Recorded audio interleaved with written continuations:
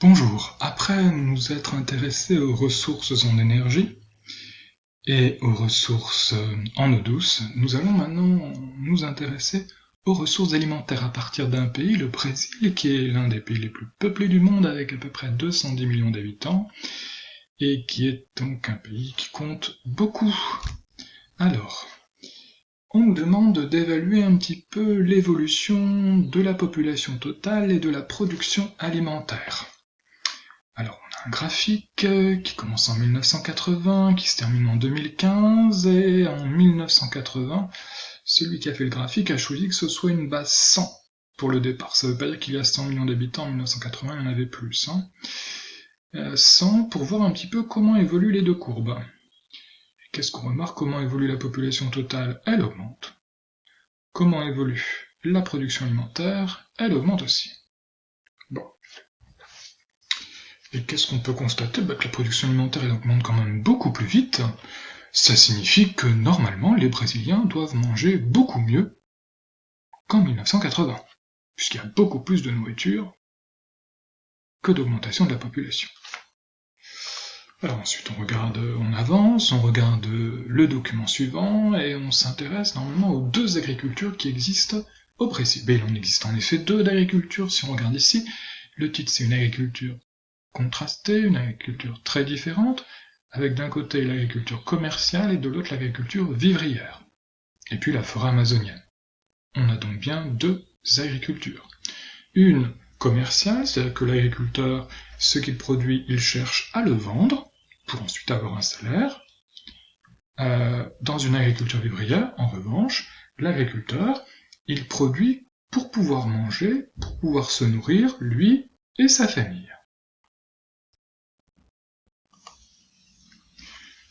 Ensuite, est-ce que cette agriculture, du coup, est puissante? Eh ben oui, si on regarde cette photographie, qu'est-ce qu'on voit? On voit des champs à perte de vue, avec des machines qui sont en train de moissonner, ici du soja, de nombreuses machines, donc ça veut dire que c'est une agriculture mécanisée, avec des champs immenses, qui produisent d'ailleurs du soja, on le voit, qui sont vendus aussi dans le monde entier, puisque c'est consommé dans le monde entier, c'est destiné à être exporté. Donc on se dit c'est une agriculture puissante. Le deuxième document confirme également.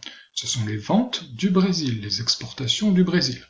Et que voit-on? Que le Brésil est le premier vendeur de sucre du monde, le premier vendeur de jus d'orange, le deuxième en soja, le premier en café et en viande bovine. Bref, l'agriculture brésilienne a l'air très forte, très puissante, ça confirme tout ce que l'on voit pour le moment. Et ensuite on nous demande, est-ce que du coup la population du Brésil devrait avoir des problèmes alimentaires? Normalement non, parce qu'elle produit beaucoup, elle vend énormément, il ne devrait pas y avoir de problème pour l'alimentation des Brésiliens. Et pourtant, il y en a. C'est l'objet de la question suivante. Il y en a au nord-est, alors on nous demande d'utiliser deux documents. D'abord la carte. On regarde où est le nord-est. Le nord-est, il est là, au nord-est du Brésil. C'est la région où vivent des agriculteurs qui cultivent pour se nourrir, pour manger. C'est l'agriculture vivrière. Bon. Ensuite, si on regarde le document suivant, on voit un petit peu comment ces agriculteurs, ces paysans travaillent. On voit qu'ils ont très peu d'outils, enfin des outils manuels, et que 40% de la population est encore mal nourrie. Donc ils vivent sur des parcelles trop petites, des champs trop petits pour pouvoir se nourrir. Donc une partie des Brésiliens ne mangent pas à leur faim, ils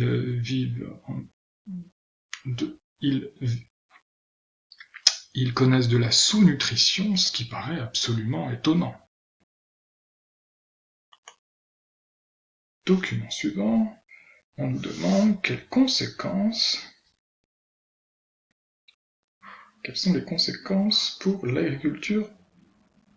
Quelles sont les conséquences de l'agriculture brésilienne sur l'environnement? On voit les agriculteurs, certains n'ont pas de terre, ou ont de trop petites terres, ou alors ceux qui ont de très grandes terres, ceux qui font de l'agriculture commerciale, ils veulent des terres supplémentaires, et donc du coup, le défrichement de l'Amazonie se poursuit, c'est ce que l'on voit ici sur cette image. Cette grande forêt, progressivement, elle est rognée, elle est en train de disparaître. Ça pose des problèmes parce que ça veut dire que la biodiversité en animaux, en végétaux est en train de disparaître, c'est une richesse. Et puis il y a des Indiens qui vivent en Amazonie, et eux, ils voient leurs terres se réduire parce qu'ils vivent dans cet espace de jungle.